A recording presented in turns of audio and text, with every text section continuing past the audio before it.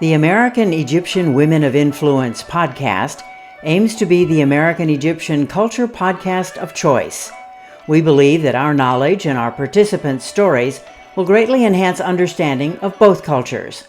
I'm Karen Leggett Aburaya. Mona Mowafi was born in the Washington, D.C. area. Both her parents immigrated from Egypt. She worked for AmeriCorps and received their National Leadership Award in 2014.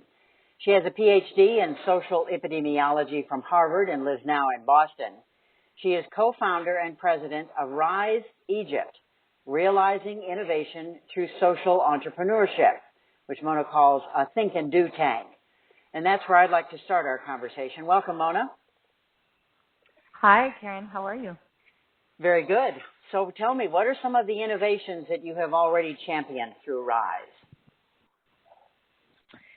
So when we launched back in 2014, we were founded in 2013, officially launched with a flagship fellowship program where we took growth stage social enterprises from Egypt through 2 years of technical assistance and sort of research assistance in order to take and test this new model of really leveraging a global network of experts across domains to support entrepreneurship for development in Egypt. And in our first class, we supported social enterprises from several different sectors. Actually, we had two in the education sector, Educate Me and Tahrir Academy. One was more focused on early childhood education, the other on blended learning.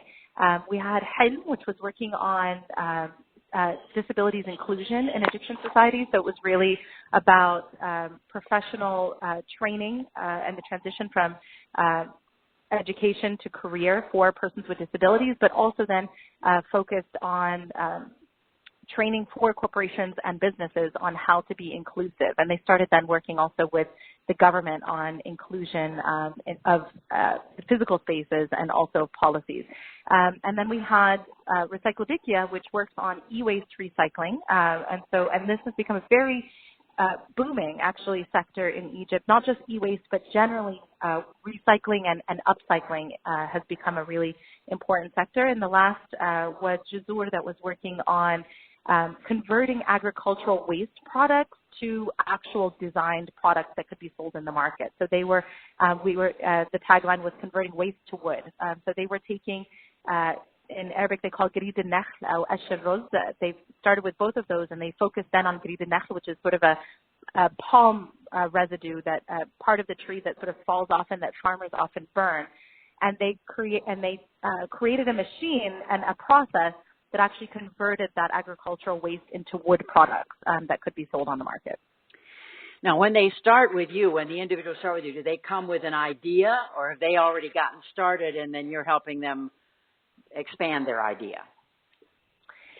So in terms of the RISE Fellowship Program in particular, we work on sort of early growth stage. So you have to have had a proven product or service in the market already. There are lots of organizations and sort of accelerators and incubator programs in Egypt that have sprung up, especially after the revolution, but a few that have been begun before the revolution that support sort of that early ideas to action phase.